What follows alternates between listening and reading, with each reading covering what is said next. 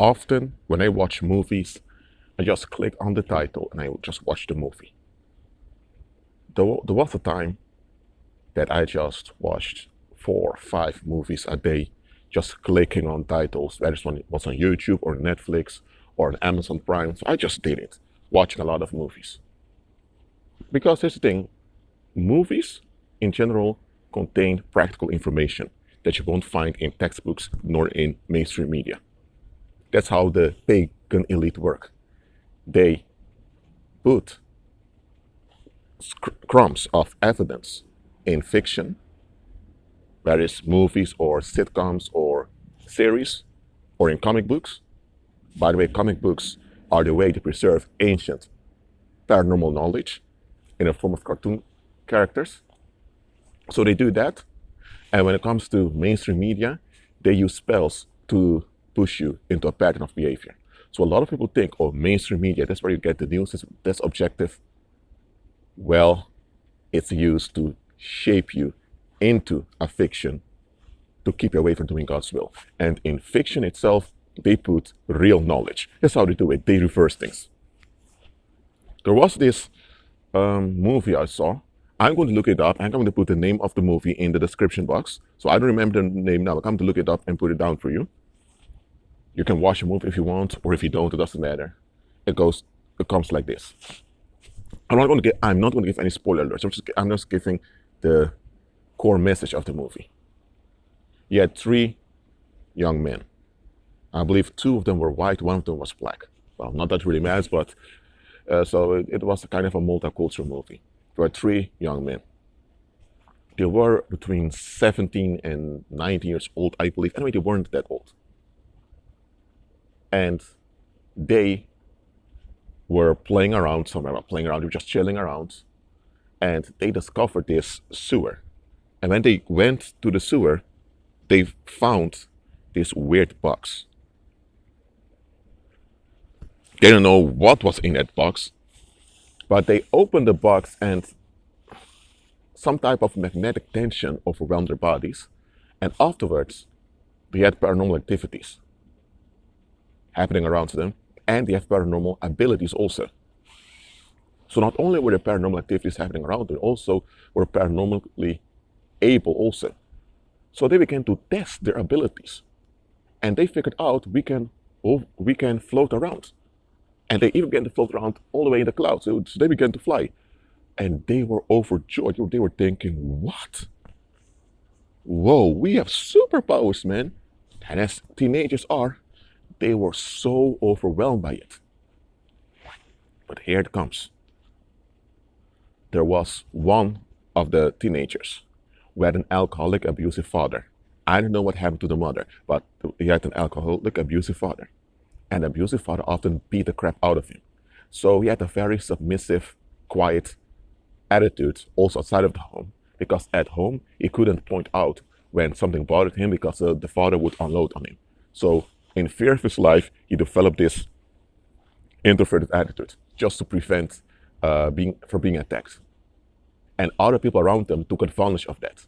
So he was bullied from time to time. So that's how it goes in the world. When you have a wound, in general, instead of people helping you or creating a climate for healing, people tend to exploit you just so they don't have to deal with the situation. So this guy was scapegoated, okay? And he developed this coping mechanism by being introverted. But it was just a coping mechanism. Inside, there was a lot of anger hidden. So one day they were on the road, driving those 3 teenagers, and there was this car behind them that kept bothering them. I mean, the guy behind them was driving recklessly anyway. So one of the guys decided, you know what? I'm able to magnetically move things at a distance with my mind, so let me just get rid of this car. He did this, and the car was pushed off a cliff next to the road. It's like a found footage. It's type of found footage or horror. So in a movie, you see that one of the other guys who also have paranormal abilities is filming it, and the guy that's filming things, whoa, dude, what did you just do? You could have killed the guy in the car. You can't do that. Since then, the other two decide, you know what? Let's put some rules in place on how we use our abilities because this could get out of hand. This was the beginning of it. Now that scapegoat realized, oh, I have abilities, so I don't have to take violence anymore, he began to take action against the violence on his own terms. Look, if you don't have a physical leverage, you can't be free from violence. The only thing that keeps you free from violence is if you have a leverage that will stop the violence. Or you have a social leverage. For example, if you are the son of a famous individual and many people love this famous individual, then people will likely not target you because they realize, okay, if they target you, all the people that love your father will come after us. Or if someone tries to knock you out but you have a gun, there's a physical leverage, now they leave you alone. If you don't have a physical leverage nor a social leverage in this world, you're doomed. Straight up. So this guy was abused by his dad at home and he was abused at school. Now that he had abilities, he began to deal with the people that were bothering him. And oh boy, I'm not going to give any spoilers. You can watch the movie if you want. It went out of line. It went completely out of hand, I mean. That guy escalated. And now he had abilities, so how are they going to continue? Now, why am I mentioning this movie? Because it's a fictional it's a fictional story, so it's a production of, I don't know whether it was Hollywood, some other, or also from B movies or some other film industry, but it teaches you something about the world around you. If you don't have any leverage, people will take advantage of you in general. That's the norm. Okay? And let's say one day you snap and take it out on the community. Everyone's going to look at you snapping, saying, oh, this guy is dangerous. Oh, this guy has abilities and he's harming people. Oh dear, oh God, help us. But people don't ask, okay, this guy is a teenager, right? Yes. He suddenly, I'm using an example of that movie. He's a teenager. He is quite young. How come he's so filled with anger? And now he has abilities and he's using abilities to act out he's using those abilities to fight back against society that harmed him. Why? When people find out he had an alcoholic father that beat him all the time, and people find out also at school, people took advantage of him, people could press on a minute. This man, okay, he was a teenager, but this man, he's been violated since his childhood. When he wanted help and he opened his mouth, nobody wanted to listen. So to cope with it, he developed this indifferent attitude so people wouldn't attack him. And even then, people did not stand up for him, nor did they correct the situation.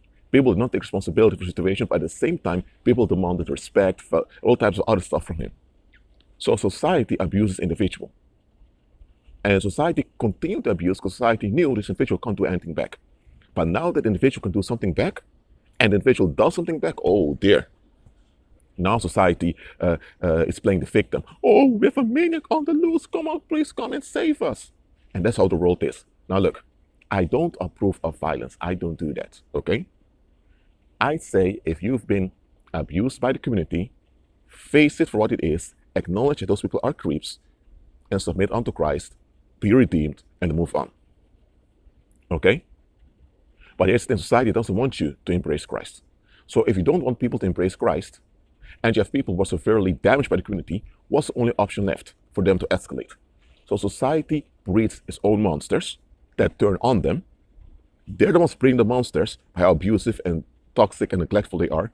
And when the monsters are formed and the monsters escalate on them, now they are the victim. Now they're going to blame the Heavenly Father for why the Heavenly Father allows it to happen. Now they're going to blame believers. Or now they're looking for a hero to rescue them. Or now they want to look for a politician to vote on to fix the issue for them. Okay, so this guy has an alcoholic father. Why didn't people deal with the father? Okay? That would have helped the guy one way. Why didn't he deal with the school that allowed him to be bullied? Why didn't people deal with the harm being done against this fellow human being?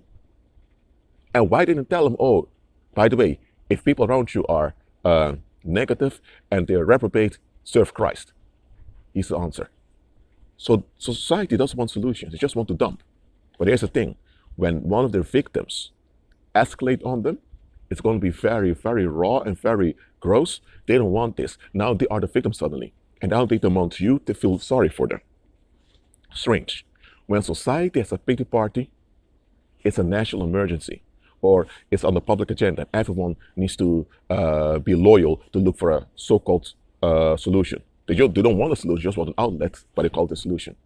But when it's an individual narcissist having a pity party, people say, avoid individual, he's a narcissist. Who does he think he is? So you see how it goes in the world. The world is narcissistic, but they don't want unrestrained narcissism, because unrestrained narcissism is very dangerous. They want you to be narcissistic with them at the expense of the victims. And they don't want the victims to be helped, because if the victims are helped, they don't have anyone to dump upon anymore. So this is what happens. The Most High sees this. Demons see it also. Now, the Most High and demons don't get along. Why not? Because demons don't get along with the Heavenly Father. And the Heavenly Father will not put up with your reprobation. Here's the thing. One thing both the Heavenly Father and demons agree on, they don't agree with one another, but they agree on the following. The world brings it on themselves. And that's why the Most High will not intervene when the world reaps what it has sown. Okay? And demons also know that the world brought it on itself collectively, but now because demons want to get a grip on the masses, demons play the victim with the masses, and demons even arrange relief mechanisms in society to relieve the masses. And that's how demons become relevant. That's how demons are worshipped. But not that the demons really agree with the masses. Even demons would tell the masses, hey, come on now. How can you guys sow abuse, sow violence, sow neglect, and you guys expect to harvest, you guys expect to reap and harvest the Garden of Eden? Are you out of your mind? But here's the thing. Worldlings, you can't tell them that. They get out of line. Now, there's another message in that movie. Some people cannot handle abilities. Some people can't handle real power. I'm not talking about those authority constructs we have in government or in the business world or in social life. I'm talking about real power, the ability to do things. Whether it's moving objects with your mind or whether it's becoming physically invisible. I'm talking about real power, real abilities. Some people can't handle that. Some people are so intoxicated with grief or with the harm of how they were victimized that if they would get power, it would go wrong. Okay? And here's the thing. The Most High will only grant you power when you're cleansed. Whether you were the scapegoat or not doesn't matter. Everyone needs to be cleansed. Whether you were a perpetrator or a victim or whatever, everyone needs to be cleansed. The Most High wants you to be cleansed before He grants power to you. Demons grant you power as long as you worship them. So demons don't care what you do to the community as long as you make sure that they get worship. Now, if it's a political thing, then demons will expect you to behave a certain way just to fool the masses. But in general, if a worldling is desperate and they go to paranormal, demons are ready to help out. Because demons know there are going to be side effects, and demons don't care about how the side effects will harm the world, because demons know the world brought it on itself. Even the Heavenly Father doesn't want to intervene because he will only take advantage of the Heavenly Father. Demons know this. So understand the following, believer. If the Heavenly Father himself does not intervene, because he doesn't give these creeps in the world an opportunity to abuse and exploit him, why are we doing it? Why are we doing it? And another thing, believers, beware who you promote. Make sure that the people you promote and empower are people who are Christ-centered, or people who at least will serve the agenda of Christ. If they cannot serve the agenda of Christ one way or the other, or let's say if you can't overrule whatever they're doing for the glory of Christ, or if they're not following Christ themselves, don't empower them. Because when it goes wrong, the world will come after you like zombies. And you don't need that. So, I'm going to look for the name of the movie as I promised. Whatever you do, do it for the glory of the Heavenly Father. Be at peace.